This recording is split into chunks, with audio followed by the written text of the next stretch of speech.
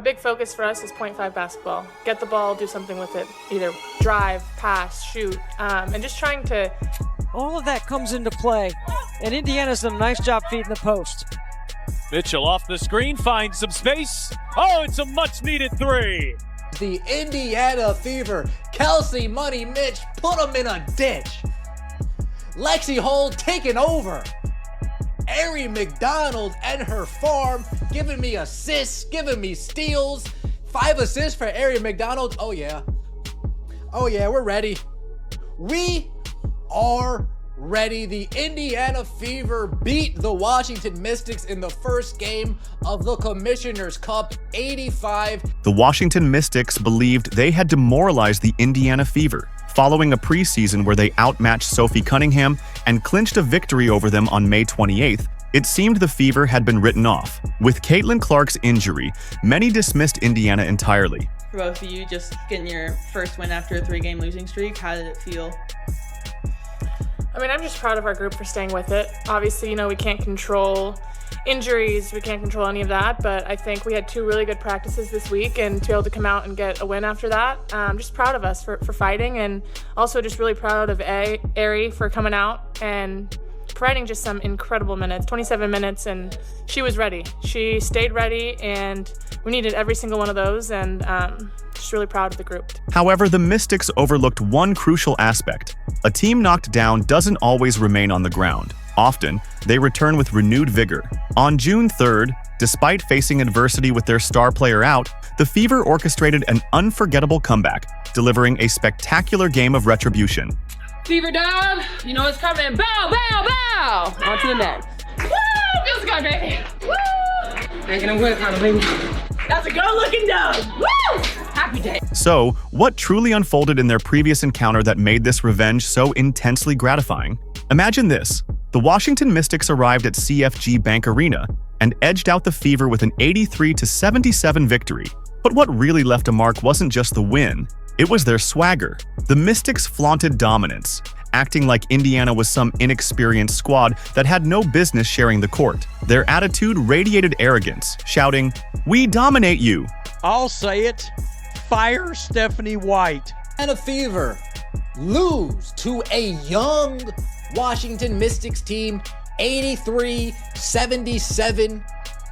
Look lost without Caitlin Clark. The disrespect began long before their recent clash. Recall how they treated Sophie Cunningham in the preseason? The Mystics went after her with ruthless aggression, treating her as if she was irrelevant. They shoved and shoved, acting as if the Fever were nothing more than punching bags for their amusement. That attitude and behavior set the stage for everything that came next. And that's Kiki Arafin, and I got to tell you, here we go with the smiling like you've done. I don't get it. This is the worst part of the WNBA. It is. Then came the injury that shifted everything. Caitlin Clark suffered a left quad strain on May 26th during the game against the New York Liberty. The basketball community quickly declared the Fever's doom. They claimed the team was finished without their star player, estimating at least 2 weeks, maybe even longer. And here's where things got even harsher for Indiana. After Clark's injury, they couldn't seem to catch a break. First, the Liberty handed them a defeat. Then, on May 28th, the Mystics humiliated them with a commanding win. The streak continued when the Connecticut Sun pounced on May 31st. 3 consecutive losses, and the loudest voices echoed the same bitter sentiment. The Fever are nothing without Caitlin Clark. This was a absolute embarrassment. An embarrassing performance from the Indiana Fever. The Mystics likely saw June 3rd on the schedule and assumed it would be another straightforward victory. Why wouldn't they? Indiana was visibly crumbling. Their star player was sitting on the bench in street clothes, and every time they hit the court, the team appeared directionless, overwhelmed, and vastly outmatched. But precisely this scenario made the setup so ripe for revenge. The Mystics anticipated another easy target, an already broken team they had just defeated days earlier. They entered the arena confident, thinking they were about to feast on a wounded animal. Little did they know what was truly brewing. In those dark days after their losing streak, the Fever did something the Mystics never saw coming. They didn't fall apart. Instead, they began forging something extraordinary, something that would make Washington regret every ounce of disrespect they had shown. With Caitlin Clark out of the picture, a new leader had to emerge to spearhead this revenge. The answer arrived from someone who had shared the backcourt with Clark all year, Kelsey Mitchell. The veteran, the heart and soul of the franchise for nearly a decade, suddenly found herself carrying the hopes of an entire team, stepping into the role of leader while their star was sidelined. Had the first four. Washington has rattled off 8 in a row. Indiana's missed 5 straight shots. Mitchell catch and shoot and ends it with a 3. Great screen on the baseline by Bonner. She's point guard of the future for them. Mitchell turns the corner, gets inside and lays it in. Look at Mitchell. I'm telling you, Pat, what am I going to say about Mitchell? Mitchell understood exactly what this game symbolized. She had been on the floor when the Mystics humiliated her team just days before. She saw firsthand how Washington dismissed her squad as if they didn't belong on the same court. The weight of the moment was huge. Everyone anticipated the Fever would crumble without their superstar. But Mitchell knew she had to prove there was more to Indiana than just one player. The opening minutes of the game laid it all out. Her team needed a leader, someone to step up and take control. Mitchell looked around and realized this had to be her. She had been playing professional basketball for years, but this was different. This was her shot to show she could guide her team to victory when it mattered most. Her outlook shifted. That's where her mindset became pivotal. She wasn't driven by personal stats or individual glory. No, she was focused on avenging the disrespect they had endured. The Mystics had engineered their defense specifically to neutralize her, knowing she'd be the main scoring threat now that Clark was out. Mitchell had to be inventive, find ways to crack their strategies, and turn the tide in this crucial showdown. All of that comes into play, and Indiana's done a nice job feeding the post. Mitchell off the screen, finds some space. Oh, it's a much-needed 3. McDonald trying to use that Boston screen. McDonald inside, Mitchell hangs, lays it in, and a foul. Kelsey Mitchell trying to put the finishing touches on this one. Kelsey Mitchell was determined to seal the victory, and she started by attacking the basket right from the opening tip. She moved deftly around the court, searching for open teammates and creating scoring opportunities. When Washington doubled her, she remained composed, making smart, decisive plays. Her three-point shot turned into a lethal weapon. Player after player watched helplessly as she drained shot after shot from beyond the arc, forcing the Mystics to scramble and adjust their defense on the fly. Mitchell breaking out of her slump a little bit, making some big plays down the stretch. Also something that Kelsey Mitchell did late in that game, she got hit by McDonald with a pass. She moved without the ball. And Kelsey's the kind of player you can give her the ball and let her cook, clear out, but also it's going to make her tough to guard when she is able to be active without the ball in her hands. So that was a good sign, I think, for the Fever's offense and some of that motion offense that Stephanie White is trying to instill. Kelsey Mitchell finished the game shooting an impressive 7 of 14 from the field, including 4 of 7 from three-point range. But the true highlight came in the final quarter, when Washington attempted to rally. Mitchell delivered the decisive blow with a crucial three-point play that pushed the Fever's lead even further. When the stakes were highest, the Mystics simply couldn't contain her. She demonstrated that the Fever possessed more than one dangerous scorer. Her teammate Ari McDonald later praised her, saying, "She did everything amazingly and with such grace." That night, the seasoned veteran showcased what true leadership under pressure looks like, inspiring her team and silencing doubters. See money, Mitch. Oh yeah. Take us home, Kels. Take us home. 24 points, 3 assists, 2 rebounds. It feels good to be coming here to you after this. What truly elevates Mitchell's performance was not just her scoring, but her playmaking abilities. She consistently created scoring chances for her teammates, displaying unselfishness and vision.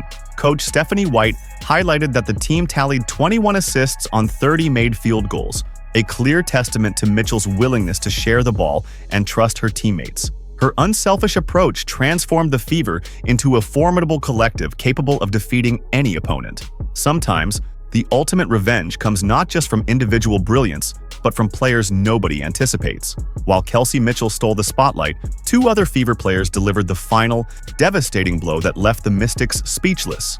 Lexie Hull and Ari McDonald turned this game into a shocking blowout, showcasing the depth and resilience of the Fever in a way Washington never saw coming. Lexie Hull, who continues to shine. I mean, Lexie Hull has just been terrific this season. She is shooting the ball at an unbelievable clip. Talk about drawing fouls, talk about energy, talk about plus minus not being a deceiving stat. That is the case with Lexie Hull, who's plus 19 in this game, and it feels completely accurate, right? I mean, she's shooting 57% from three on the season going in, 52% from the field.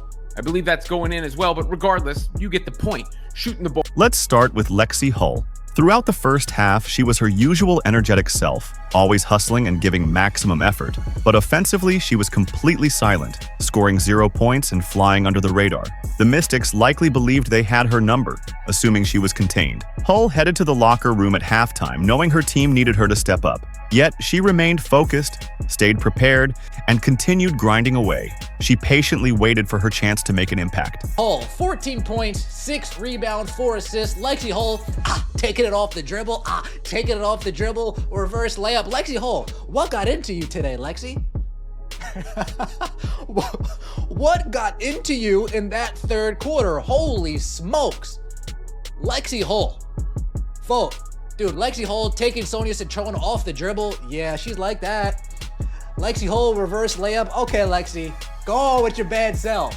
Go on with your... That's when the real magic unfolded. Hull exploded out of halftime, coming out aggressive and unstoppable. She shot an incredible 5 of 6 from the field just in the third quarter, netting all 14 of her points after the break. Plus, she contributed 6 rebounds and 4 assists, transforming into the vital player the Fever urgently needed. And then, things got even crazier with Ari McDonald. The Fever had signed her just days before this game on an emergency hardship contract. Think about the pressure she faced. Clark was injured, Sophie Cunningham was sidelined, Sydney Colson was hurt too. McDonald had to quickly hop on a plane to Indianapolis, study film during her flight, and learn the plays alongside the coaching staff. And then, she was thrown into the biggest revenge game of the season, with everything on the line. When Clark goes down, and then Colson goes down, and then obviously Cunningham goes down to the point where even without Clark, they didn't really have much of a capable backup, and then the backup goes down. By the way, shout out to Sydney Colson, who actually played well in this game, really banged up, taking it on the chin for the Fever. That's another thing that McDonald did well also, is put her body on the line. You know, she doesn't have a guaranteed spot, so you got to give her respect. The risk was astronomical. Putting a brand new player into such a high-stakes game seemed reckless. Ari McDonald had previous experience with Atlanta and Los Angeles, but she had never worn a Fever jersey before. She had to quickly learn her teammates' tendencies while simultaneously trying to slow down the same Mystics squad that had just humiliated Indiana. Yet, McDonald proved to be just as remarkable. She logged 27 minutes, scoring 7 points and dishing out 5 assists. But perhaps the most impressive part? In her first 8 minutes on the court, she drew 3 offensive fouls. McDonald became relentless on defense, transforming into a fierce pit bull that disrupted everything Washington attempted to execute. That intensity and tenacity were what truly turned the tide. I'll leave out Ari McDonald. 2 for 7, 1 for 5 from 3. Maybe not shoot threes, but Ari McDonald, 5 assists, 0 turnovers. Welcome to Indiana, Ari. Welcome to 3 steals. One of them was a steal and score. Folks, you know what they say, first impressions mean everything. And Ari McDonald, first impression, I'm calling up Ronald right now. I'm calling up Ronald McDonald right now. I need a Mick steals meal. I need a Mick assist meal. I need a Mick hustle meal. Ari McDonald, oh, it feels good having a point guard that can dribble and not turn it over and get flustered when they see pressure. Oh, it feels good. Hull praised McDonald after the game, saying, "We needed her out there. She was huge on defense, drawing offensive fouls, disrupting everything. I'm just so proud of her and so happy she's here." Meanwhile, Mitchell commended McDonald's professionalism, how she quickly learned the plays and contributed on both ends. The Mystics had no answer for either of them.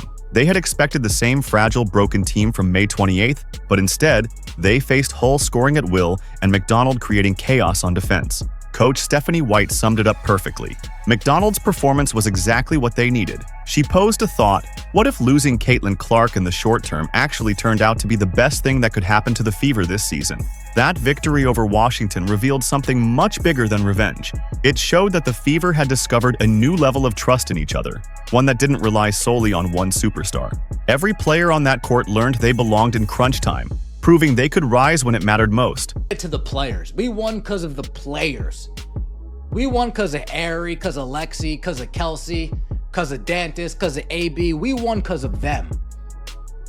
They played a solid game. This is how we should be beating teams, even without Caitlin Clark, folks. Even without Caitlin Clark. And hopefully, right here we go. Now that Aari McDonald is here, who would have thought we would be saying this early in the season? Hopefully, now that Aari McDonald is here, somebody to take pressure off Kelsey Mitchell. Is that what we needed, Kelsey? Is that all you needed? You just needed a point guard? Say no more. A point guard that can dribble and... Coach Stephanie White recognized exactly what her team was capable of. They finished the game with 21 assists on 30 made field goals. She praised, "That's how we want to play. That's how we have to play if we want to succeed." The ball moved across the court with a mesmerizing flow. Players chose the extra pass instead of forcing difficult shots. Their unselfish play opened up far better scoring opportunities for everyone involved. During this stretch, Kelsey Mitchell stepped into her leadership role with force. She wasn't just contributing 23 points, she was guiding the offense, directing traffic, and making sure her teammates stayed engaged. Mitchell realized she could be the veteran presence this young, hungry team so desperately needed, and she proved she belonged when the stakes were highest, shining brightest when her team needed her the most. To drive and get angles and be able to find and touch the paint with 2 feet and either, score and/or get these threes that you're talking about, it kind of just serves to everyone kind of getting a rhythm and everybody finding a way to kind of be impacted through the game. And I think the more that we do touch the paint, the more that we do get drives and play inside out through AB and Didi and them like that, I think it just kind of, you're going to see more open up for us. And so I just think we got to give ourselves some grace, but stay. Lexie Hull uncovered something truly priceless during her second half surge, the clutch gene. All 14 of her points came during the most crucial moments, proving she could step up when it counted. Hull realized she had the ability to take control of entire quarters and shift the momentum of the game entirely. That newfound confidence isn't something that fades away when Caitlin Clark returns. It's now a core part of her game that will stay with her moving forward. This for us is 0.5 basketball. Get the ball, do something with it. Either drive, pass, shoot, and just trying to make those right reads and make them quick. And I think that helps just when our spacing's good, those reads are way easier. And I think that's really what it comes down to. I think our team just played really well together, and we got to spots and we made the extra pass. And we shot, I don't remember what they said, but a lot of our points were off of assists. And that's all we can really ask for a team. So just really, again, I'm just so happy with the outcome of the game and how everyone felt out there. It was fun. Then there's Aari McDonald, who stepped up to fix one of the Fever's biggest challenges this season, the point guard position. With Sydney Colson struggling to meet expectations, the team desperately needed someone to fill the gap. McDonald signed her emergency contract and wasted no time making her mark. In her debut, she scored 7 points, dished out 5 assists, and stole 3 passes, disrupting Washington's offense at every turn. Coach Stephanie White praised her defensive intensity, saying it was exactly what the team needed. McDonald's quick integration into the lineup demonstrated that the Fever can bring in new talent and see immediate results. And that kind of depth becomes even more explosive when Caitlin Clark rejoins the lineup, making the Fever a much more formidable and dangerous team moving forward. Good job of coming in yesterday and really knowing the plays. Kind of like somebody said in the locker room, we feel like you knew the plays more than us, or she just kind of was on it. And I think it just goes to serve to show what pros are and how they're supposed to operate. And she did everything amazingly and with such grace. And I think for us, we could use what she brings us to the table offensively and defensively. She can guard the ball. She can get us all positioned to get shots. And I think more importantly, she's fun to play with. So I think we get a collective great guard all the way around. This is what makes the outlook for 2025 so incredibly thrilling. Every player now understands they can rise to the occasion when it counts most. Mitchell feels confident leading with authority. Hull has proven she can dominate games and make clutch plays. McDonald is capable of steering the offense and shutting down opponents on defense. The role players have transformed into genuine weapons, capable of changing the course of a game. Just imagine what happens when you blend this newfound team identity with Clark's return. The Fever won't be a one-star team anymore. They'll have multiple players capable of hurting opponents on any given night. Opponents can't just focus on shutting down Clark because Aaliyah Boston, Mitchell, Hull, and a battle-tested bench all bring serious threats. The team that has learned to win together now prepares to welcome back its superstar. This powerful combination is laying the foundation for something truly special in Indianapolis, an exciting future with no limits. Did a good job of trying to kind of stay in it, because when people score on you, you don't know how to stop it at times. And I think that we just stayed really, really resilient, because it could have went the opposite way. We would have had another conversation, but I think we did a good job of staying grounded when they did make that run. And I believe that our team trusts one another in order to make and get stopped. So it's a collective effort. This 85-76 victory transformed everything for the Fever's championship ambitions. They proved they are more than Caitlin Clark paired with 4 other players. They're a true team, capable of winning when it counts most. Mitchell demonstrated she can lead with authority. Hull showed she can take over games and make clutch plays. McDonald proved she belongs in the rotation for 2025. The Fever will continue to play this week without Clark, each game showing them they're building something truly special. Every moment on the court teaches them they can compete with anyone in the league. That night, the Washington Mystics learned an important lesson. Bullies don't always win. Sometimes, the team you underestimate comes back for revenge. Thank you for watching. Like, subscribe, and turn on all notifications so you never miss out. Click the video on the screen to keep watching, and we'll see you in the next one.